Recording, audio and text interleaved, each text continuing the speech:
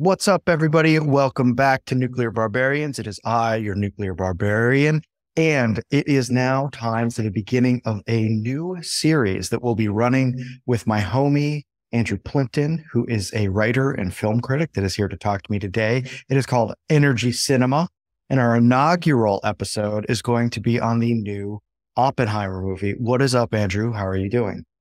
I'm doing great. How are you, Emmett? I'm excited to talk about this with you because I had some thoughts about what I think this movie Sub Rosa was going to be about before I ever saw it. And I ended up being completely right. So it's nice when that happens. And I'm stoked to get into that later. But also, I just want to say that I was actually heartened by the explosion of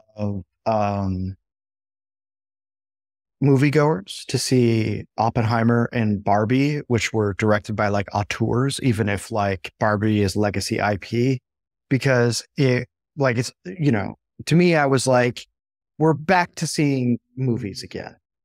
Right? We're not doing the extended universe necessarily anymore. At least this is going on. I mean, who knows what's going to happen when we shake out, the writer's strike and stuff like that. But to me, it was very heartening to see that.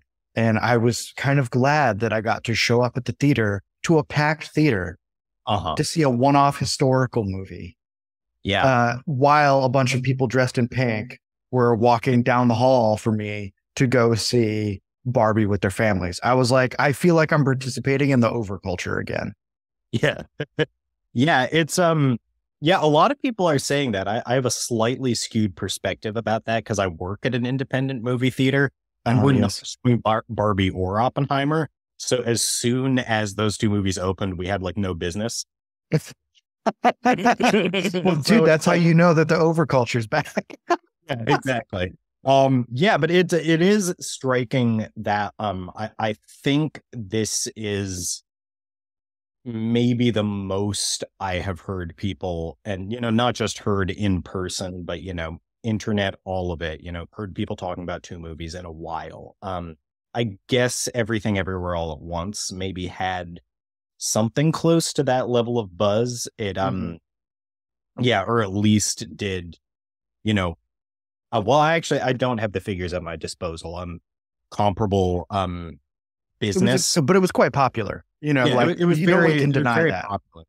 But yeah, it's interesting, that they're two.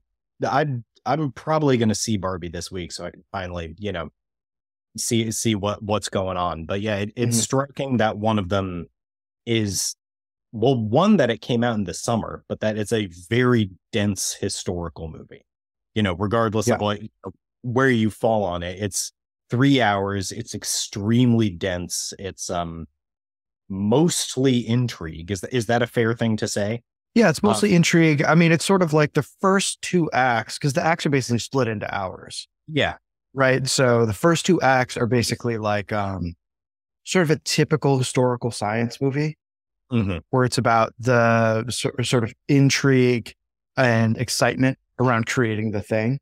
And then in the final act, it's sort of like the backdrop of intrigue overtakes the plot and it becomes about something else.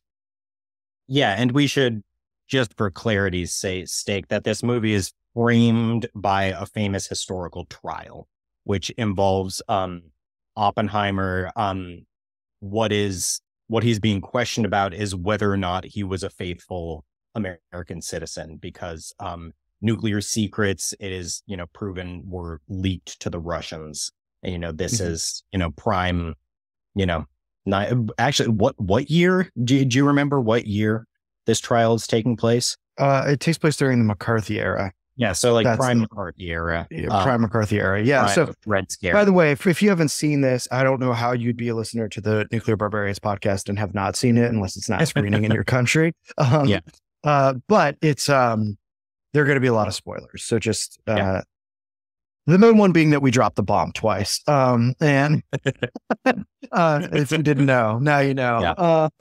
But okay, so I have like tons to say about this movie. It's almost like it, and also it's really long, and because of what it's about, there's like a lot to get through. So let me just ask you this, Andrew. Let me ask you about Nolan in general. I think he's obviously a wildly popular director. Right now, he's sort of taken the mantle as the most productive of the auteurs that we sort of have in the Anglosphere right now, right? Like, we're not seeing a lot of David Fincher releases right now. P.T. Anderson's been pretty quiet comparatively. And Nolan has been sort of like in the way that Tim Burton was, willing to take on legacy IP and stuff like that, and to have a more mainstream impact in addition to his sort of like I would say harder movies, I guess, that are more his own vision. What's your stance on Nolan?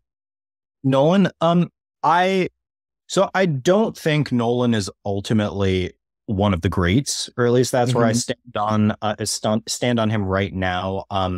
That being said, I think especially in the first half of his career, he does have a number of very strong, even excellent movies. An obvious candidate for that is Memento. Yes. And before that, actually, his first film, which is just 70 minutes long, Following, is you could argue that it's his most interesting. It's very extremely sort of like it plays sort of a lot of the games with time that he likes to, and it's so condensed and sort of very much about our darker impulses and all of that. And it's fun fact, my mom's boyfriend before my dad was instrumental in the producing of it. Well, no way.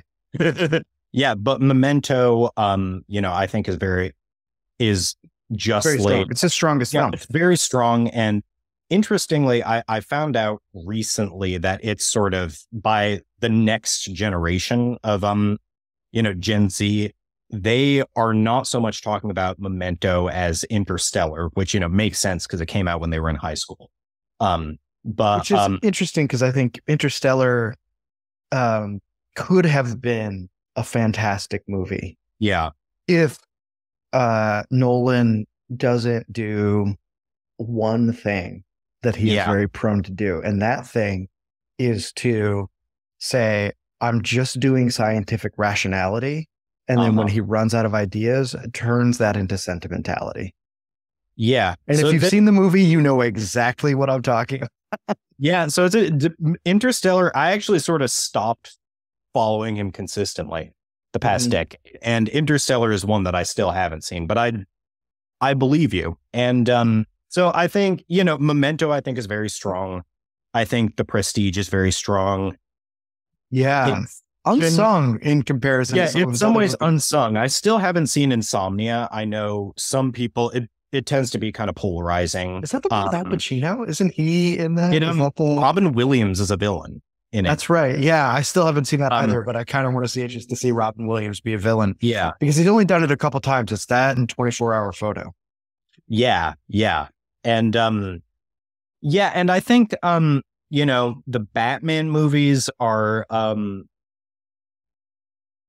it's hard, they came out when I was a teenager. There will always be a part of me that loves them. It's hard, to look at those movies and at the Sam Raimi Spider-Man movies without some incredibly mixed emotions at this point, because we have them to thank for kind of the intense, onslaught. Content. Yeah. There is a part of me that is, and this is, possibly a place where all of my, credibility abruptly goes out the window. A part of me is inclined to say that Batman Begins is his best movie. Fascinating. I only half mean that. But in the sense that, I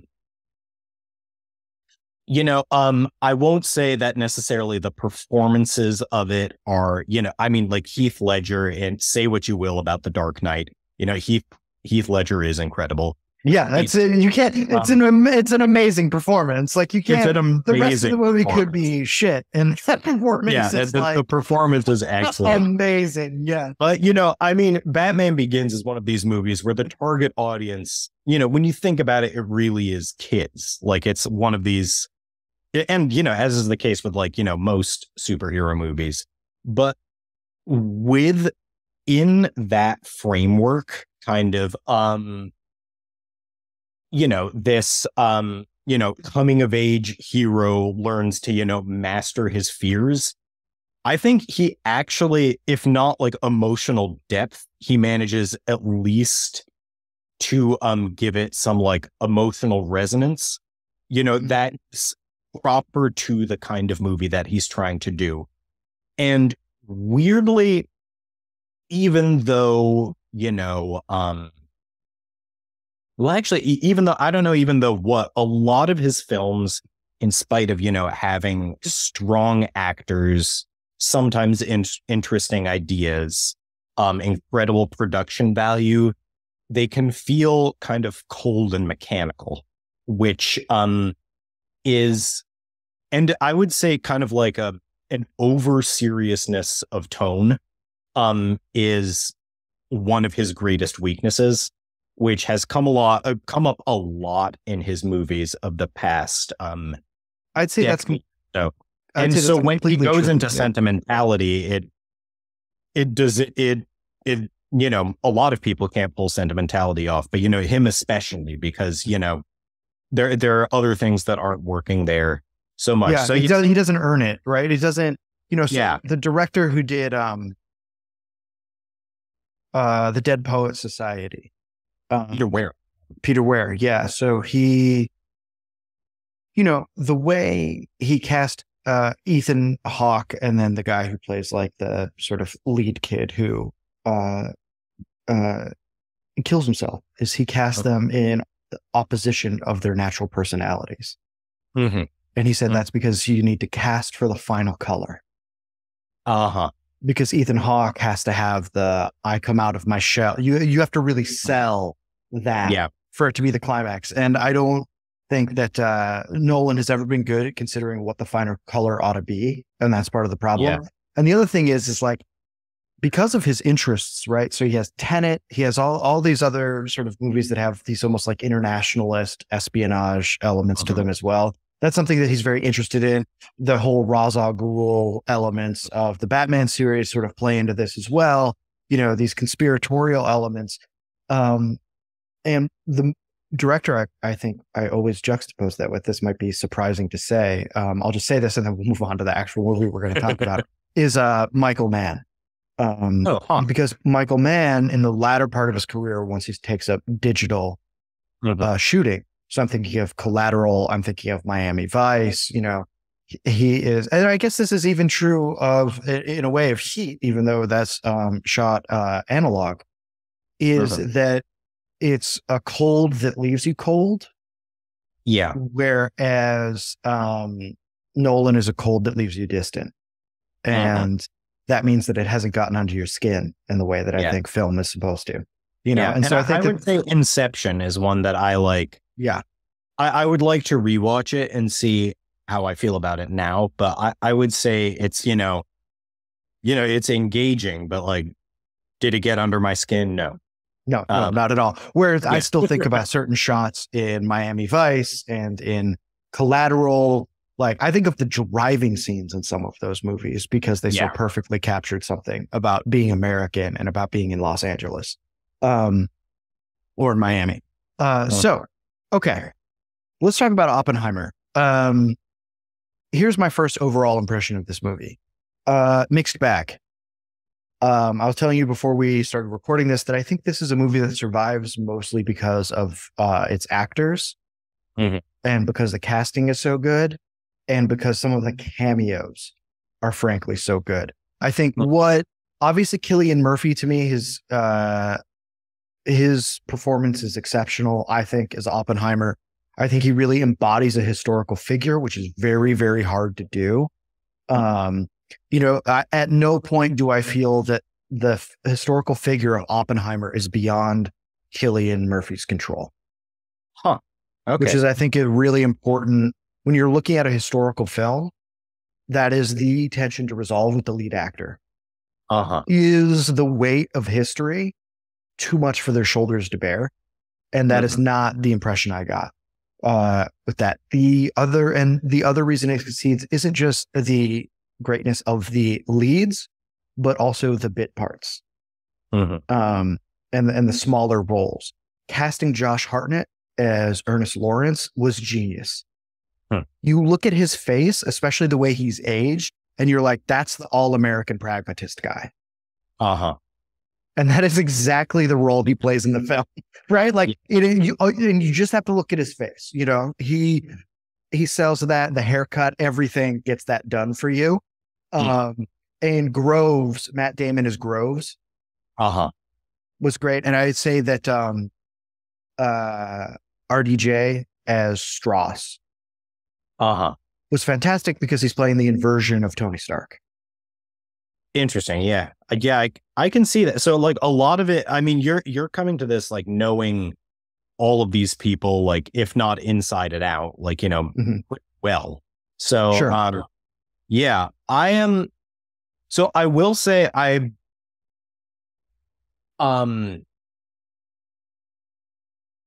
think that sort of one thing that hampers this movie pretty significantly, and I think in some ways gets in the way of a lot of the performances. And I would say I agree about Cillian Murphy, though I think it's something that hampers him as well. Is kind of like one thing is the tone, so kind of over seriousness that is maybe kind of a lazy way to describe it, what I'm talking about. But you know, there are so many close-ups on his face.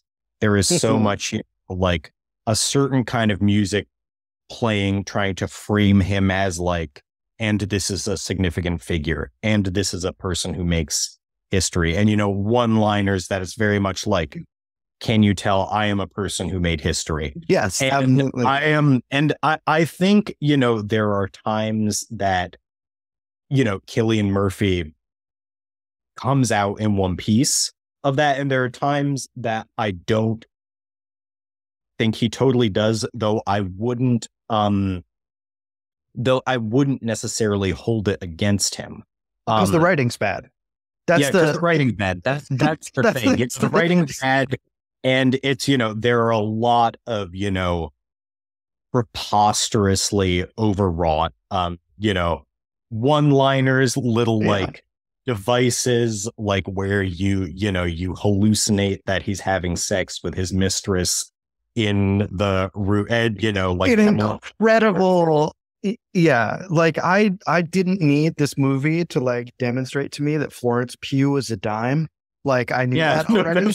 Like you can just kind of look at her and be like, oh, she's gorgeous. And this movie really like wants that to be completely clear that Oppenheimer was attracted to BPD baddies. Also, not to mention the part where she makes him translate Sanskrit in the middle. Oh, dude. Just so preposterous. And of course, it is like, and he says the thing like as he orgasms, which is what he's on record as saying after the Trinity explosion. It's just like, dude, come on. And especially because it doesn't serve the plot. Like it doesn't. No, there's no like it's because the Gene Tatlock thing, that's Florence Pugh's character, ends up being a skeleton in his closet. And so it's unclear how saying that actually like relates to, I guess you could say the atomic bomb becomes a skeleton in the closet, but that's like not even a way to say that because everybody knows about it. It's like, also, it's not a secret. Yeah. Yeah. And also, you know, the Emily Blunt character, at least, you know, I mean, Emily Blunt has a bizarre way of often being in movies where the writing isn't good and somehow managing to save her dignity as an actor. She's like Sean Bean in that way. Yeah, she's like Sean Bean, exactly. Sean Bean in Troy as Odysseus is phenomenal. And the writing in that movie is like Chat GPT version 2.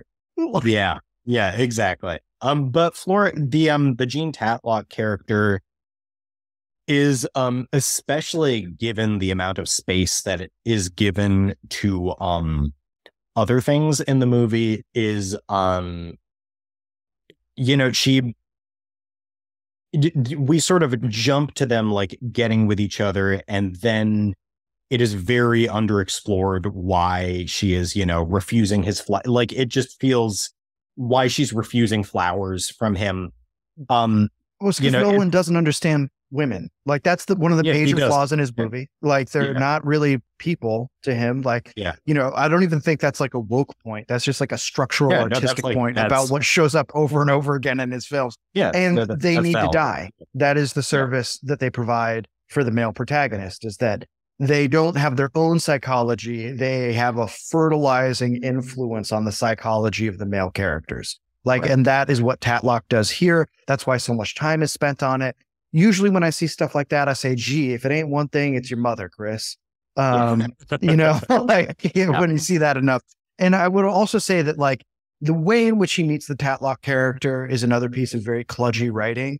This is just a nice little piece of Marxology. So that, he meets him at this like alleged like socialist gathering, and he's peacocking about how he's read Marx in the original German, because she corrects him when he says ownership is theft, and she says property is theft. And then he says, oh, sorry, I've read it in the original German. But Marx never said that. In fact, the French socialist Proudhon said that. And Marx and Engels hated Proudhon. Proudhon's major work is called The Philosophy of Poverty, to which Engels and Marx wrote a book-length response called The Poverty of Philosophy. Wow. Okay. So there's like, and you could say that that's just like a way for Oppenheimer to look like yet another guy who's pretending it doesn't really fit in. But that's a level of psychological sophistication that Nolan is not willing to do with any character, and especially not something like communicating how historically important this is to the audience. So really, that's like one of the huge misuses of like the zeitgeist he's portraying. Yeah.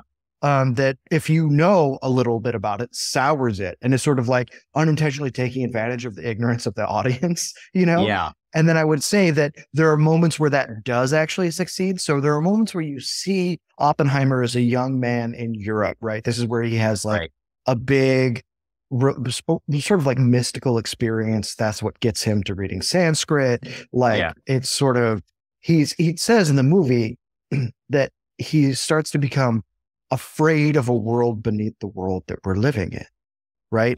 And what the movie actually does really correctly, I was actually kind of shocked. Like, I think it was like unintentionally really well done. It's not like the stupid CGI shots of like, what might an atom look like? Whirring through space. Like that all looked like garbage. Right. Like that's just like a 4K screensaver.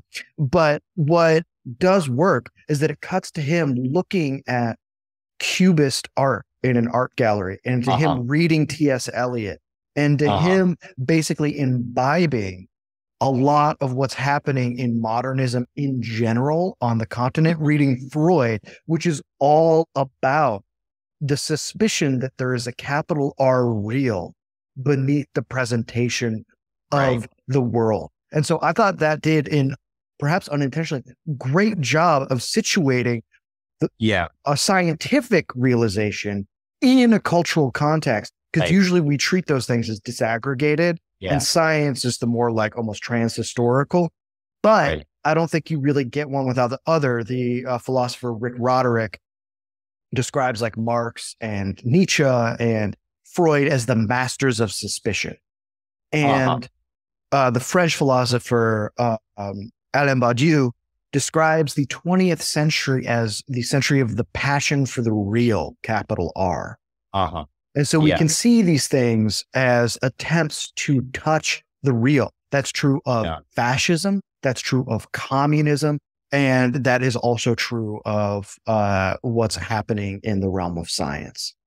Yeah. So it's maybe, a well-placed contextually, those individual scenes are handled in like a very Hollywoodized way, of course. But I'll tell you the parts of it that I thought were good. And I think they may in some ways contrast what you're saying, what you were saying about the performances, but may lead us into the heart of the matter. So there were two. One, I thought, just sort of broadly speaking, the first half, even, you know, if it was not necessarily handled in like very original terms, I'm talking, you know, aesthetically, not so much, right, you know, is that broadly speaking, they did manage to convey this incredible excitement of making new discoveries in science for their own sake. And that whole period, you know, I don't know, you know, what exactly, and I'm interested to hear, you know, what exactly your thoughts on, you know, how Oppenheimer encountering Niels Bohr, you know, like how that, you know, was handled by Nolan. But I thought sort of in the character and the tone and the feeling of it was done well. Then skip way ahead in the movie, and this is the part that I, when I'm being less generous, I say is the one good scene. The scene with Truman, and where he's talking to Truman after the atom bomb has dropped, and there's some reasons for it. There's one, sort of how it's shot. It's shot in this way that makes kind of like this room in the lighthouse, excuse me, this isn't Virginia Woolf, in the White House, feel like it has the Oval Office, yeah, the Oval Office have just like a little, yeah, that's right, it's the Oval Office, lol, have just a little too much light. You can see like the sweat on Truman's head.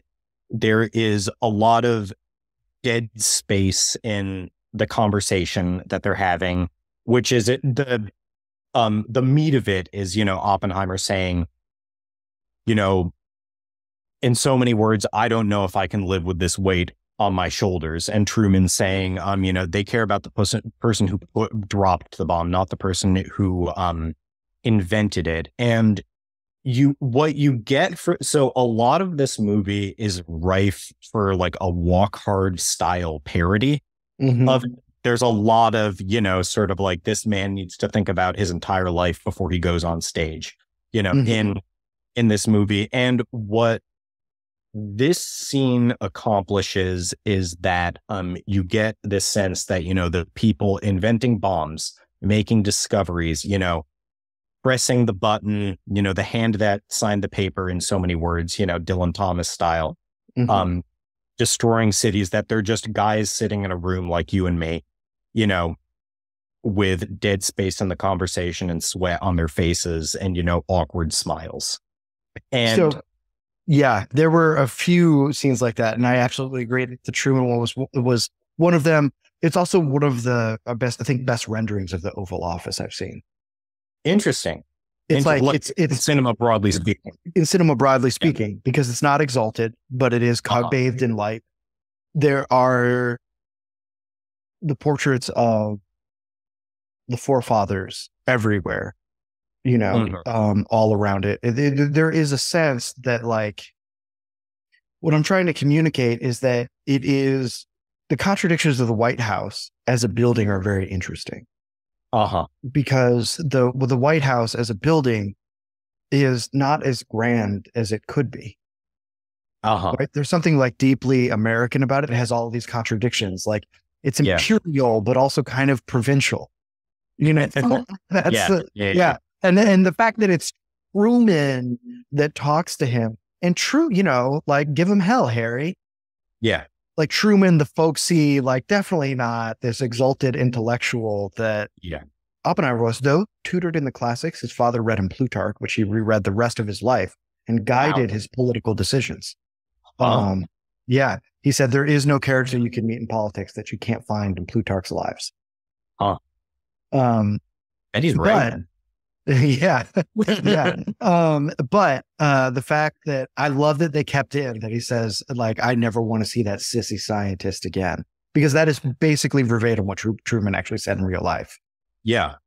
And so it's the part of the reason I made sure to bring that up though, was that in some ways it is, what I think the strength of this scene is like not quite what you're saying the strength of Cillian Murphy's performance is. Like you're sort of like, and you could argue that what makes that scene succeed is, the contrast to the rest of the movie. But, what you were saying is, that Cillian Murphy, you can feel, he seems like someone who is, capable of, well, and I agree with this, that, he's someone who's capable of portraying history on his shoulders. Though in a lot of scenes, I would say that's overdone, but that's, maybe because of the writing. Yeah, I think that's less his fault. I think, and that's why I think the movie so much relies on these bit parts where it's characters who never get one of those preposterous lines. You know what I mean? But who sort of are allowed to just be the characters. And right. So I think one of the great ones is the Safdie brother who plays Teller. Yeah. Which I like. He's so weird and idiosyncratic. And the look on his face is so bizarre. The sunscreen during the blast with the sunglasses is, of course, an icon, already become like a memed, iconic sort of thing. And, so there's that. I think that, the other one we were talking about before this that I thought I was like, I kind of want to see a whole movie about this guy. Yeah. Was Boris Pash. Who is, I mean, of course, like Matt Damon's character, cuts to him explaining who Pash is, which is like the way that scene is set up, like sucks. And it's like all of the weak parts of Nolan at once, like too many cutaways, way too much exposition. I mean, and I get that they're like, at some point you do just kind of have to explain stuff, but in other ways it feels way too much like the terrible John Gotti movie John Travolta's in.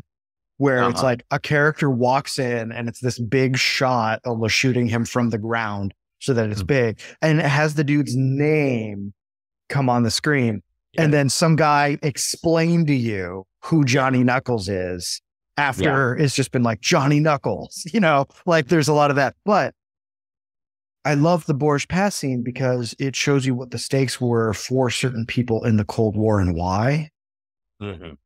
And turns that into a really tense scene between somebody who is not inclined to help Robert Oppenheimer get out of his own way so that he can go on being a genius, but has totally other motives that are like based on the fact that he has watched likely former neighbors slaughtered by the Soviet regime. Right. And has like a totally different agenda. Like Boris Pash was a fucking psycho. Like Groves is right when he was just like, we got to get this guy out of here. But Casey Affleck is good at playing like a chilling psycho. Yeah, he is. Yeah, definitely. Like he's so cold in it that I thought it was good. And so I think it's like the movie's sort of saved by grace of these almost like incidental bit parts that end up being more than what they're supposed to be. By the virtue of like whoever, I guess the casting director was. Yeah. Yeah. So I'm wondering, so, the history, the science, all of it, how, I mean, this is a bit of a big question, but, as someone who writes about energy, specifically a lot of the time, nuclear energy, how did you feel about how Nolan and, did he have a co-screenwriter for this? I don't know. I can't remember. A lot of the time his brother works with him, but I don't know if they did this one together. But how do you feel about how they handled that? Dude, so I saw somebody say that this movie felt like so you had two co-writers on it, Kai Bird and Martin Sherwin. Unfamiliar. They wrote the book. Also, did they also help with they got writer's credits. Yeah. Oh, wow. Okay. So honestly, good for him. That's, that's a generous thing to do. Okay. How do I think about the science thing? I saw somebody tweet online that this movie was like the Avengers for people who know their multiplication tables. And that's that. I think that that's very much how it felt. And I think that, you know, the movie is almost almost too in love with the figure of the scientists. Yeah. You know, it's like there's just like a sequence of young Oppenheimer meeting famous mathematician after mathematician that Yeah. eventually encourages him to go back and sort of like found the American school of like new physics that he's working on, like post-Newtonian Yeah. physics. And that's really important. And it's nice to see mathematicians, I guess, being cast but as like Kenneth Branagh or whatever. But it's so clunky Yeah. and it's so strange, and most of it could just be cut. Yeah. Like I think that there's one scene with Einstein where people burst out laughing in the theater. Oh yeah. I laughed. And you know exactly which one it is. And it's the one where like Oppenheimer finishes a very duplicitous meeting at his home with Strauss, Admiral Strauss. And Strauss leaves. And then out of nowhere, Einstein walks across his lawn to hand him a book. And then to tell him, like, maybe you should leave your country because I had to leave mine when they're doing this to you. And, you know, he's like, I love my country, basically. And it's just like, oh my God. Like, first of all, the fact that he's endured this much, like, tells me that I don't need this scene with fucking Einstein to do this. And it was also like such a bullshit piece of writing. It was so wrinkly. It was like, I could feel my butthole pucker when like I was watching this scene. It was so gross. And then like, I guess to me, this brings up like a historical point. Like one of the reasons why some of the depictions of scientists is so annoying is because they're not vain enough. That is fascinating. So one negative review that I did read, the writer's beef with the movie was largely that they did not portray Oppenheimer as as someone with a megalomaniac ambition. Which I don't know. I mean, you know more about the actual history. So I can't speak to that. What I can say is that it is true that Oppenheimer has this sort of like transcendental religious experience in Europe, and writes to his brother that he realizes that discipline and duty are the only things that make life worth it. Okay. So I think he's actually like, I think he has this like huge ambition. Yes, I think all these guys did.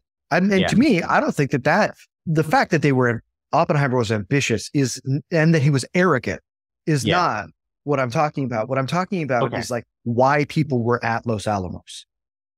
Over and over again, you get these meetings with these guys or discussions of these guys about like the importance of what they're doing for the war cause. And I think that's probably true for Oppenheimer, and it might be true for a few of the Jews who fled Europe. They might have been like highly motivated like that. But I think we've totally laundered the home front history of World War II, which was highly suspicious of the federal government. The War Production Board could not get the American people to cooperate. People cheated on rationing all the time. There was rampant crime in the streets. A third of Americans thought that Pearl Harbor was an inside job. And a lot of people just went to war because they knew it was their duty. No one thought they were defending democracy because Woodrow Wilson had burned through those talking points during World War I, and no one believed it anymore. It was a recurring issue for the FDR administration to figure out how to raise morale during that war. It was not this moment of coming together that we see in like Saving Private Ryan and stuff like that. Now, the more honest parts of Saving Private Ryan, which I've recently rewatched, are like at the end when Tom Sizemore says, maybe the best thing we did in this whole shitty war was rescue this kid. And like none of it was worth it otherwise. You know, like, and I think that is the most frank, actually the only movie that actually does, not the only, but one of the few movies that does a good job of telling that story is Fury, which is not a good movie. It's like Antoine Fuqua or whatever his name is, who did like Training Day and stuff like that. because it just shows these guys in these tanks having a miserable time traumatizing themselves over and over again and hating the war while taking pride in being killing machines. That's it. Like that was the experience for a lot of people there. And then there was big demoralization and skepticism on the home front. Right. So I think why a lot of people were there, and I have to check the record to confirm this, so I'll be talking out my ass a little bit. Why a lot of people were there at Los Alamos. Los Alamos is because it was like fucking cool. Because they could be the people who took responsibility for doing that. And like, that's why they were there. And like, the only scenes where you kind of like get that are the ones where they're bickering with each other, which I thought were some of the most fun scenes in the movie. But like, that's what was going on. And it's also like, you know, it's hard to get the full cast of characters there. And it's not a movie about Los Alamos, but like, these guys had their own suite of ambitions for what they were doing. And those were big guiding impulses for what they wanted out of being the people who split the atom. Right? Like who did that? And I think that like, to me, all of the stuff of like, we're meeting mathematicians or whatever is like way too like highfalutin and not human enough. Yeah. Rather than it's just like people being radically ambitious and wanting to do the thing because that's the thing that they want to do. Like when you're at that level of the game, it's like tautological. Yeah. You know, like you're doing it because it's good and of itself. And so you don't need like external justifications. Yeah. To do it. Right. Like one of the, like some of the scenes I like the most were Groves being frustrated with scientists. Yeah. But I would say that like the moment where he says like, this is the most important thing in history. I was like, shut up. You don't know that yet. Yeah. Yeah. Yeah. There's a lot of that in the movie. Like you don't know that yet. Yeah. Yeah. Let me ask you this. How do you think that dropping the bomb was handled in the movie?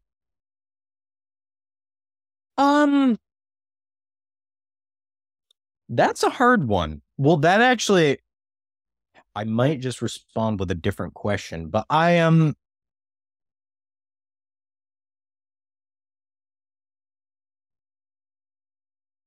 mean, as well, I've already said, afterwards, I thought it was handled well. Or that, the scene that I isolated, I thought was handled well. But I am inclined to say that I didn't feel like it had the impact that it should. I mean, I guess to an extent, having him, having him variously haunted and, and not necessarily showing the carnage per se, but, having like a few like visions. I think that, that was fine. A question that I have, and I may just be like very wrong about this, but is whether they convincingly handled Oppenheimer's transition from when he's at Berkeley, when he is, accepting that he's working for the military. And I think that I'm inclined to say that wasn't handled very well or convincingly, or that it was maybe something that in spite of all this content, and, chatter elsewhere in the movie, it's a transition that just felt like it went by kind of like snoop. And that maybe that is why I'm not, maybe the bombs dropping seems maybe like it shouldn't have had the impact that it did. No pun intended at all there. But yeah, what did you think of how the bombs how that would happen? I would say that like the scene with Truman is great. Also casting Gary Oldman for Truman, I think was like, there was something really fun about that. Like as soon as I saw him, I was like, oh, great. I was like, awesome. Like I'm in for a nice ride for the next hour from 8 minutes, but I would say that like, I would say on the one hand, the movie did a good job, I thought, especially with like the Rami Malek character and the tensions between the different parts of the Manhattan Project and the anxieties of the scientists about what it means to work with the government. Right. That was a real tension for all of these people. Some more than others, like Vannevar Bush, who's sort of the old white-haired guy at the end, who's like during the scenes where he's basically Oppenheimer's being interrogated and his friends are being interrogated, that he's like, this is a show trial, basically. And like, this is bullshit. Like, I see what you guys are doing. Vannevar Bush was totally comfortable with it.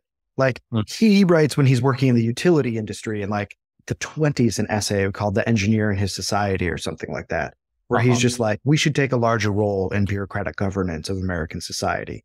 And then later on, he's like, we need to make the military industrial complex. And then he does that, you know?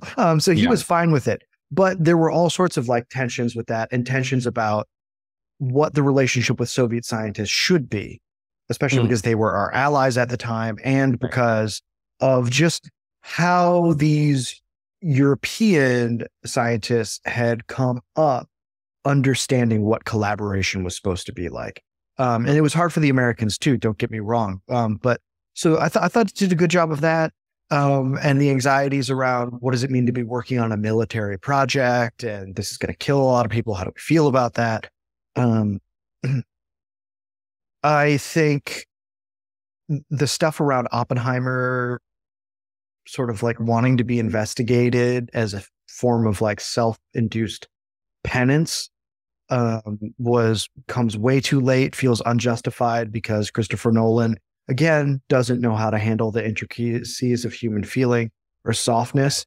Catherine Blunt is like one of the only people that gets some of that stuff across in this entire movie. With how like frankly right she is compared to everybody else, despite being like a brutal drunk. And also like she plays and her character understands the emotional stakes and psychological stakes better than anybody else. But what really worked for me is when Oppenheimer gives his celebration speech in the basketball court at Los Alamos, and it has the like weird sound effects, and like at one point he puts his foot through an ashen carcass while he's walking off away from the podium. I thought that was actually really well handled because that was one of my questions going into. I was like, are we going to be inundated with explosion porn? Right. It was wise that we were not. So yes, I was like, that was a judicious move on Nolan's end. And that is the only thing that earns, I think, the switch to regret that Oppenheimer has. Yeah. So I think sort of revising what I said earlier. So I think the movie does, like, as you were saying, you know, it portrays in the characters who are not Oppenheimer. And I wouldn't say that they ignore this completely with him, but something felt kind of off. And, but it does, like you were saying, portray, the various issues that all of these people were wrestling with, you know, in this transition. You know, are we going to go to Los Alamos? Like, do we want the government to be involved? What is this going to do? What I felt was missing is an idea of sort of what this meant to him. Like we didn't, and me, and that might not be because it is completely ignored, but because, you know, Nolan doesn't really know what to do with emotion, like as you were saying, with human feeling. And so even though I think, you know, that the ashen carcass, you know, there are times where when the regret does not, like is earned, does come through, it still feels like there isn't quite enough to be, I don't know, for it to be given its full impact. Though I agree that it's really good that, you know, there isn't, you know, it's wise that the bomb is, you know, something that is largely, you know, off stage and, you know, there's no explosion porn per se. Yeah. I am. So this is in some ways, how do you feel about, so an enormous amount of the movie, and this, is because of the book that they based it on, is the trial, is, question of, was J. Robert Oppenheimer, a faithful American citizen? Yeah. Maybe this is like a leading way of asking this, but in the context of Oppenheimer and everything he did, what was your level of interest in that aspect of the movie, or just broadly speaking of, That's a good question. of all the questions you could ask about Oppenheimer, is that, how high is that one on your list? So it's recently, while the movie was in post-production, the American government posthumously restored J. Robert Oppenheimer's security clearance. As sort of like an amends, which I think is signals that it was clearly shady. So it's not really a trial. It's like this backroom Atomic Energy Commission screening process that has basically been hijacked by McCarthyites. And the guy they cast as the interrogator, who's sort of the inside man for the McCarthyites, by the way, was great. He was very good. Fantastic piece of shit who also plays, who's good at playing that role, because one of the first roles I ever saw him in is one of the Guantanamo Bay torturers in Zero Dark 30. Okay. Yeah. And he is just as good in that movie. But okay, so let's get to this whole thing. I personally am very interested in backroom bureaucratic double dealing. And not just historically. I mean, I'm very fascinated by the AEC. Like right now I'm working on a biographical piece on David Lilienthal, who was the first commissioner of the AEC. So I'm very interested in like what Strauss thought of him and what Conant thought of him, and like Groves as some guy who was in the mix, and all of these other things. And like Strauss does his own stuff. Like he's a very weird guy. He totally downplayed what a big fuck up the Bikini Atoll explosion was. And that's part of why nuclear energy gets like so overregulated because he's like such a fantastic dick about that. It's not this is the only reason why, but that plays a role. But I'm generally fascinated by that. And what I think is a shame is that, one of the things that's interesting to me is the decision to put what's in the past, like the decisions about what gets put in black and white versus what gets put in color is strange to me. So the stuff with Strauss gets put into black and white, if I remember rightly, right? Yeah. Right. And I could never figure out why. Yeah. Like that does it, other than it gives it a sense of corporate menace when he's like doing these Senate hearings, and it also feels more like a newsreel from the time before color television is like totally ubiquitous. Be the most convincing reason. So that's like, but like what I frankly think would have been a more ambitious move is to really make the movie about the like weird McCarthyite double dealing, and then just flash back in black and white to Los Alamos. Like to mute that history and turn it into even less of a spectacle by removing its color palette. Oh, yeah. Because like, and the reason why I think that's interesting is because to me, what really like makes me anxious during the movie is the only time where I feel anything is when those interrogations are going on.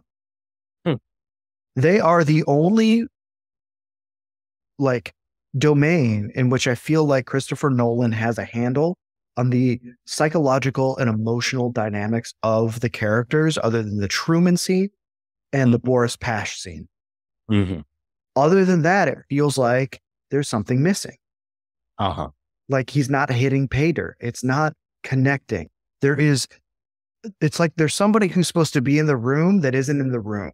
for a lot of these scenes, or something like that, or somebody has a stupid line, or like, whatever. There's something always interfering through its absence or presence in the full emotional picture of it. And so to me, I was totally happy to see that in the film. I think it's one of the only things that gives it like real tension, other than some of the stuff that goes down at Los Alamos with the making of the bomb. But because that's the atomic bomb, like the drama sells itself. Yeah. Like it's the bomb.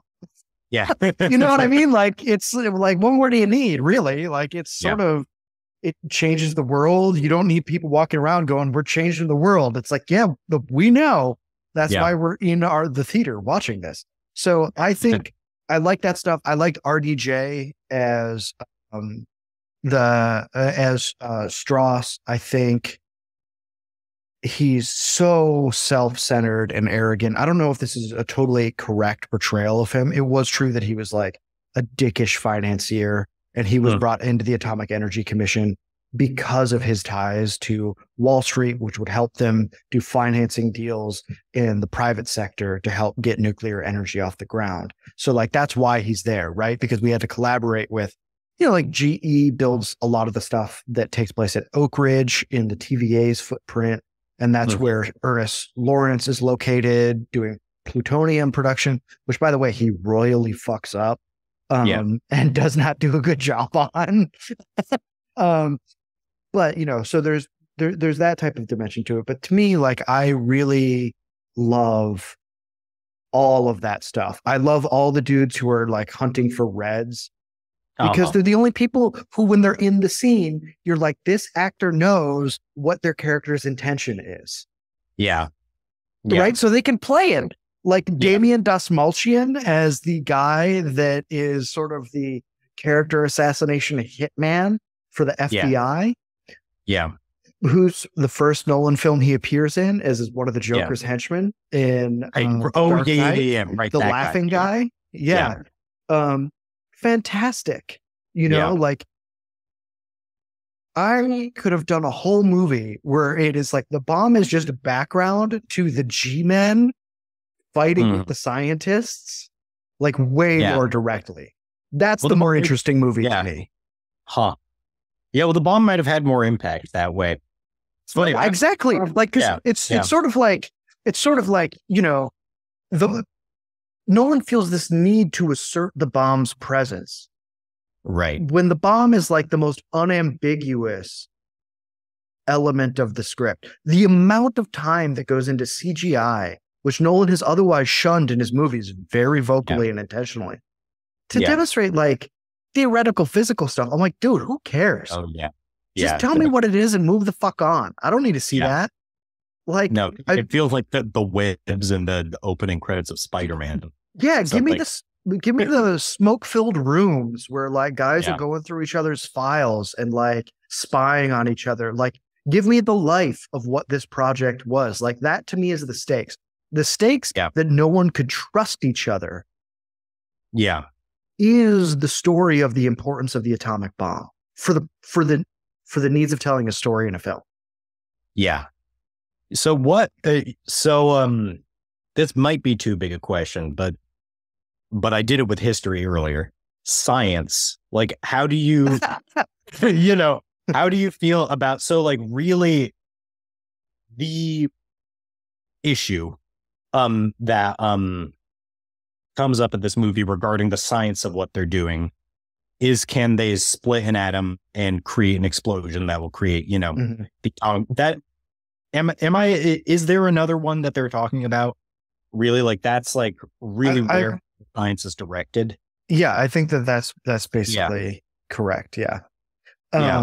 So what's is it like good, or do they do a good job of rendering that? Is that what you're wondering? Or or just like in terms of like, the full picture of what Oppenheimer did achieved. What was your take on how the movie handled that in terms of?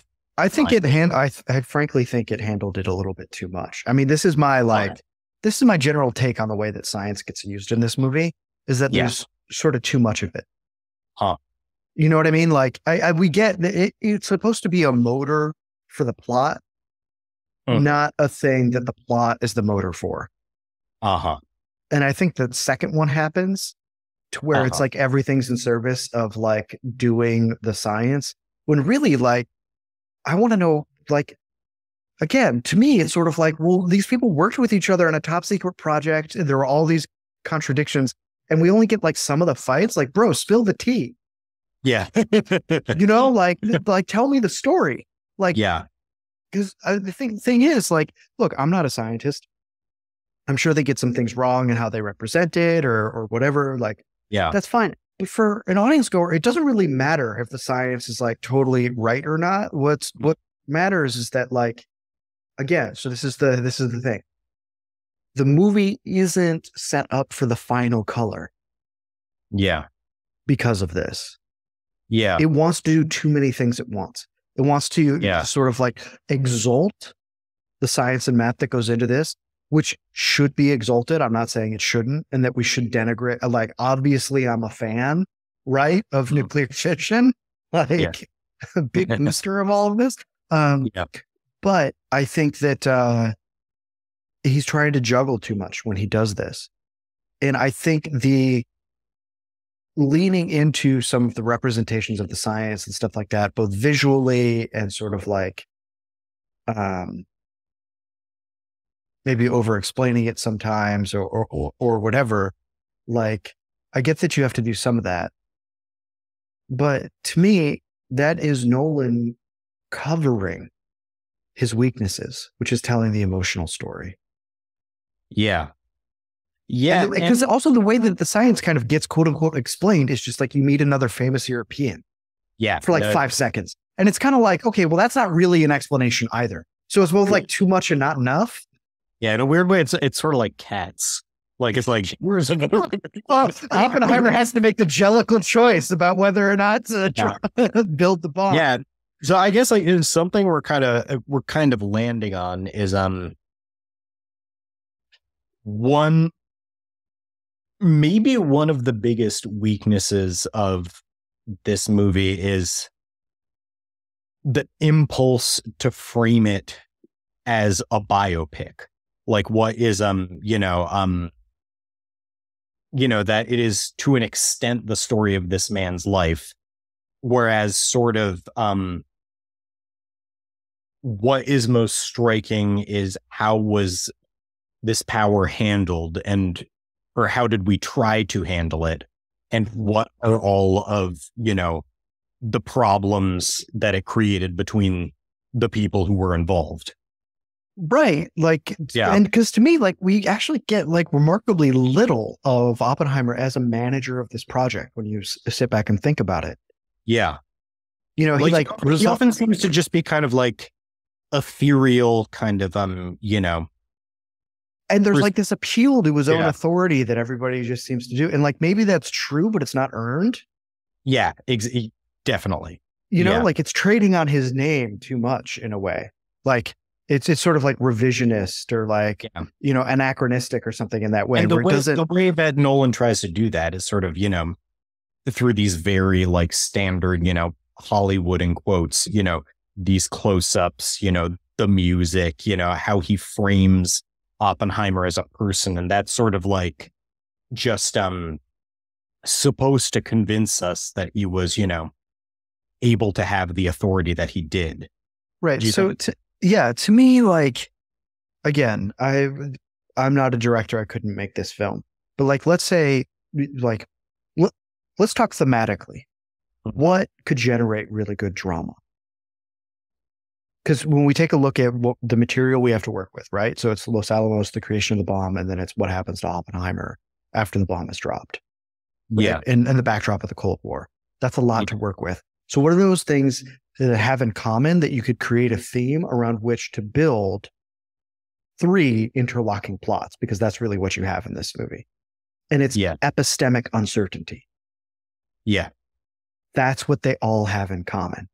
But the problem is that the epistemic uncertainty only works in like the McCarthyite stuff and shows up only tangentially in the Los Alamos stuff. because the movie's trading so hard on the assumed historical of like self-understood historical importance of what they're working on. Right. So and what I mean by epistemic uncertainty is they don't know exactly what they're going to do or how they're going to pull it off. And that is a good way to get characters to engage in conflict with each other. Yeah. Yeah. Yeah. And it's, and okay, this is my last thing. Oh yeah. And you might be able to even see, like, through their conflicts, you would understand both the missteps and motivations or whatever around leaking things to the Soviets, and how and why, as a manager, Oppenheimer might have been ignorant of that, or willfully ignorant of that, or could be conceived to be on the hook for that, or you have an epistemic uncertainty about what really happened because it's hard to know beforehand. Yeah. That to me is like what should be the heart of the movie, but it's missing. Like, I'm going to tell you, I walked out of the movie being like, wow, I think I really liked that. And then the more I thought about it, the more I was like upset at what a missed opportunity it was to humanize these people. Like, Jack Quaid plays Feynman. And one thing Feynman used to do is just go through people's lockers. He'd be like, mathematicians always put some famous fucking equation or something as their locker combination. And so he would and he caught a bunch of like Soviets doing that. Wow. And then turn them over. Like there are all of these opportunities from the historical material to still make it about Oppenheimer, obviously, but to bring in the psychodynamics of the like pre-bomb, bomb, and then Cold War era. Mm-hmm. And there are some moments where that's achieved, and then other moments where it's just like I'm watching a Hallmark movie about the making of the atomic bomb. Yeah, well, I think a thought that is occurring to me, and in a sense, this is kind of a reiteration of what we've talked about so far, or like a summing up. So I found the movie like a genuine slog to get through. Mm-hmm. And I think a part of that is that it strenuously does a lot of work that it doesn't need to. Yes. And sort of, as you're saying, as you've said a number of times, on this episode, we know the atom bomb is significant. Like, it's the atom bomb. We don't need to do extra work for that. And, we know Oppenheimer is an important historical figure. We don't need to have him framed as if he's, like Hercules about to, wrestle a monster. That's random. I think he wrestles a lion, right? That's one of the challenges. He wrestles seven trials. A lion. He kills a crab. I think he kills cancer to crab. Yeah. Anyway. Yeah. And that is, there are sort of the tragedy of this movie as, just, what it failed to be is, that it fails to kind of emphasizing the most interesting aspects and, cut out things that it doesn't need to. Mm-hmm. Yeah. I mean, it's this could have been a very frankly taut thriller. Yeah. And so it's interesting, when I was sort of griping about this movie to people after I saw it, I said something that I only half mean. And sort of when I was saying it, I was thinking like, do I actually dislike movies like this? And I called it a logistics movie. Mm-hmm. Where it's like almost every single scene they're talking about, like, the logistics of like, we're going through the logistics of this trial. We're going through the logistics of like, how are we going to, I don't know, all the stuff at Los Alamos. And I was thinking about that and, thinking, maybe that's just, not my thing.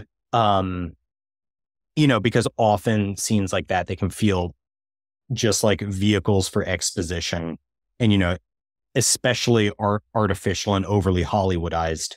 I don't like that term. I don't know why I'm using it so much today.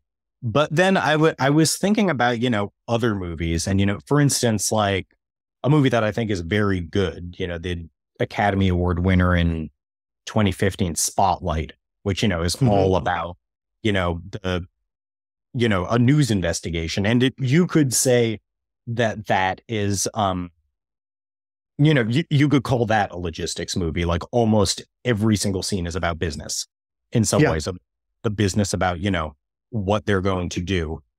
And it's, but it is so much more well-focused, and so much more, so much more in control of its themes. That, and it's a softer touch, like in terms of like the relationships between the characters, right? Like, and it picks its moment to have the emotional revelation.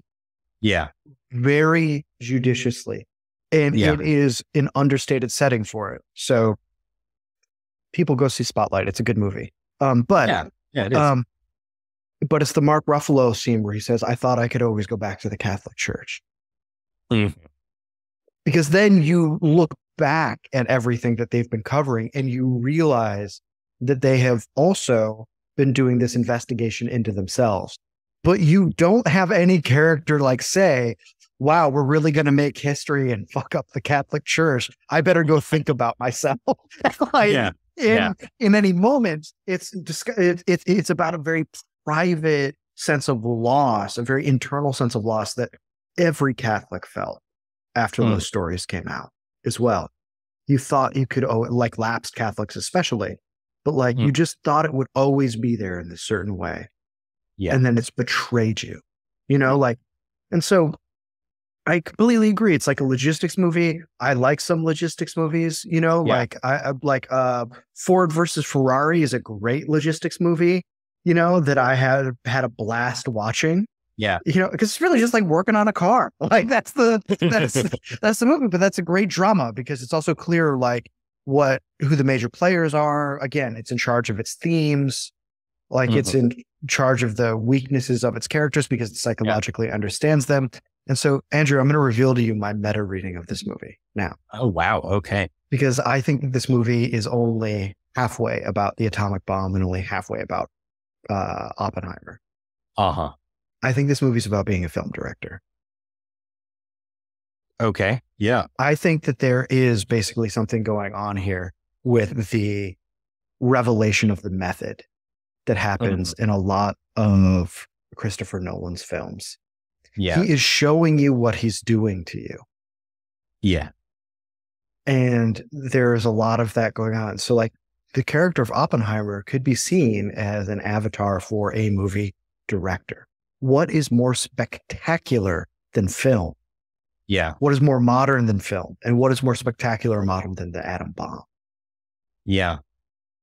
And so really it's about, I think, a deep sense of arrogance, ambiguity, entitlement, perhaps remorse, and sort of dislocation around creating profoundly psychologically impactful directorial work.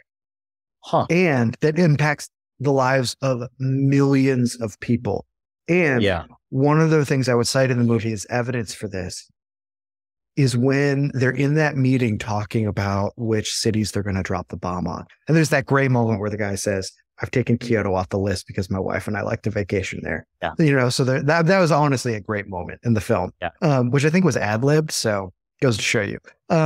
But Oppenheimer tells everyone else there, we can't leave out the psychological element of seeing the spectacle.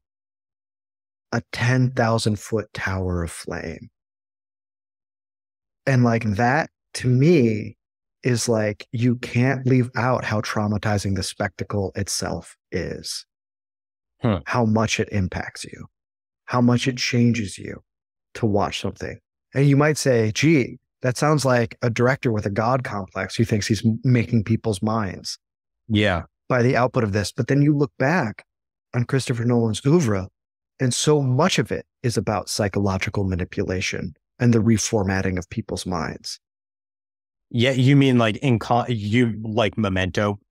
Memento, or the Bane character, or the Joker character, or Ra's al Yeah, that's Ghul, good. It is or, striking or how in much. Tenet, No. restructuring time, or in Inception, Yeah. or in The Prestige, Yeah. the revelation of the method of the trick, Yeah. making someone believe that something is real when it isn't. Yeah. And that I'm ad-libbing here. Well, the whole time, I guess. Go But off, King. yeah.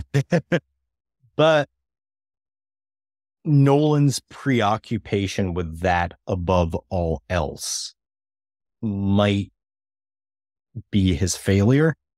Or at least this is a film that might be, trying to there may be that meta reading of it.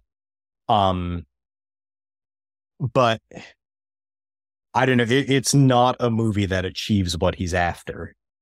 It's like I mean, do you think it's like a good? If you think of it as a meta movie, do you think it's a better movie? No. Yeah. In fact, I think that that's part of the problem.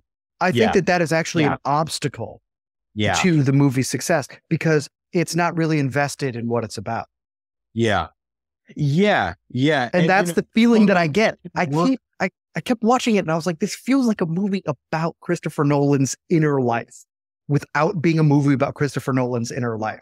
And I don't know why I got that feeling, but I was like, I feel like this is a dude reckoning with himself through telling the story of Oppenheimer. Yeah.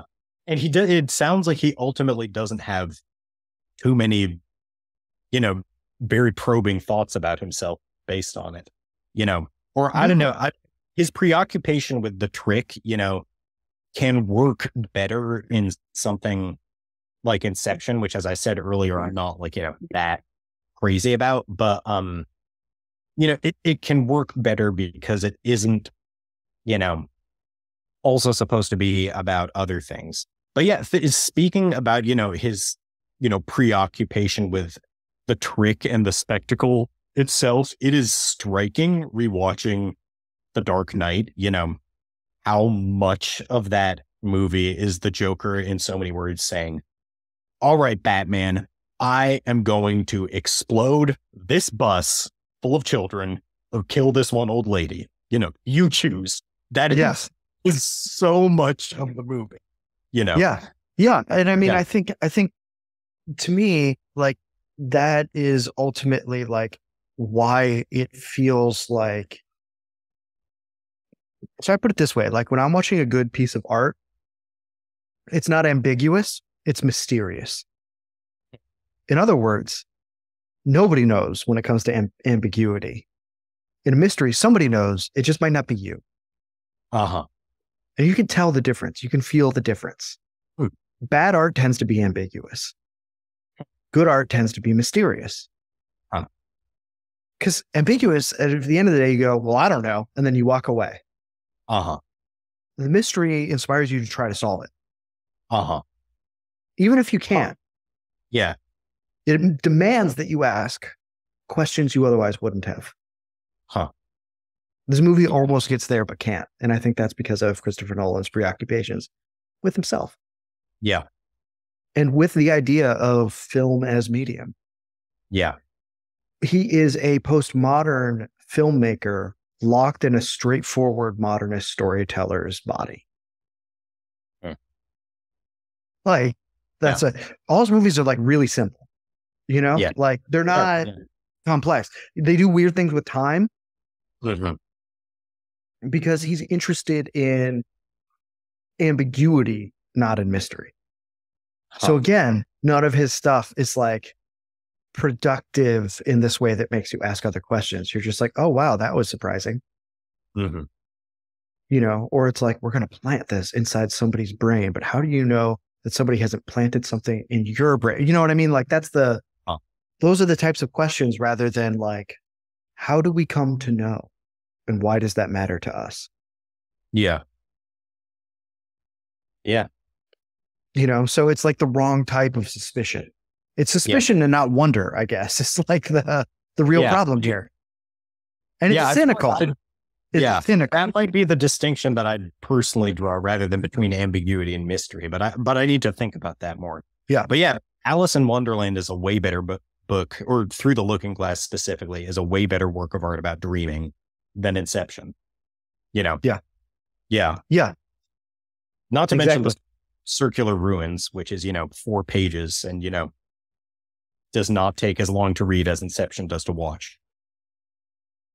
Yeah. Yeah, exactly. So those are sort of my closing thoughts. What are your closing thoughts on Oppenheimer? Well, I think we've summed it up pretty well. And I feel like I understand it better than when we started talking, which mark of a good conversation. But, yeah, I think it's, probably more than, any Nolan movie that I have seen. It is where his weaknesses are most fully on display. It is, a movie that I wouldn't discourage people from seeing because of kind of some of the questions it manages to stir up, even though he doesn't explore them, as well as someone else might. Yeah, I would say I don't regret seeing it. There were parts of it that I really, really liked. There were performances that I really, really liked. I'm glad it was made. Yeah. I came away from that. I was just like, I'm glad this movie was made. Mm-hmm. And also it could have been done worse. Yeah. Yeah, totally. There was, the casting could have been a mess. They could have, so I think to me, this movie was ultimately a mixed bag, but the silver lining with this is that it is a movie about nuclear that was released when we've had in the middle of a war where a nuclear plant, the Zaporizhzhia plant in Ukraine, has been seized many, many times, creating all sorts of panics.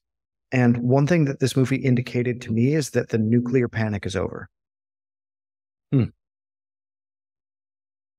Both in terms of weapons and civilian.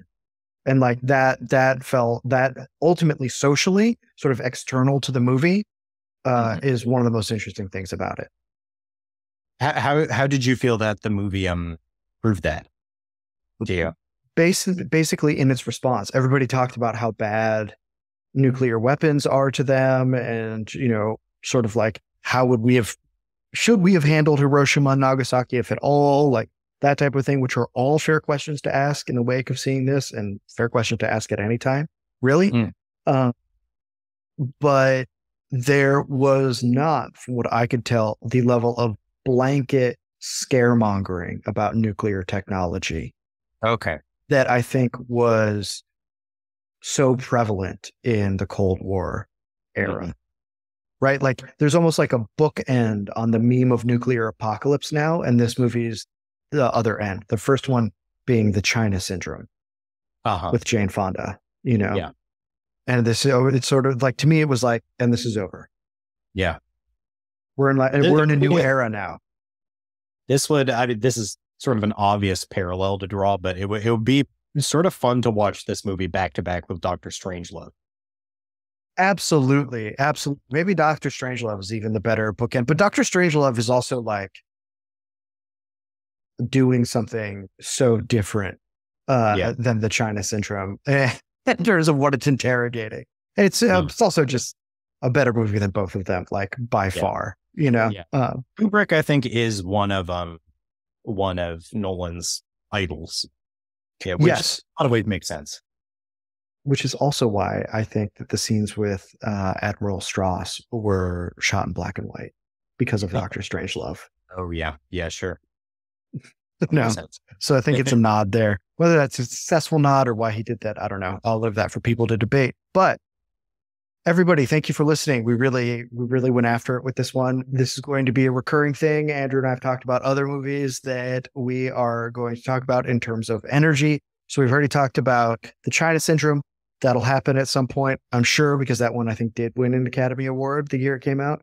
But we also have Chinatown on the list. And I think a few other ones. I think there are some good old labor movies that are unsung that are quite good about the coal strikes in Western Virginia in the early part of the 1900s that I think we could get down with. So energy cinema, we're going to make it happen. Andrew, thanks for coming on. Thank you so much for having me. It's been a great time. Likewise. All right, everybody, remember, stay sharp, stay strong, and stay radiant. We will see you next time.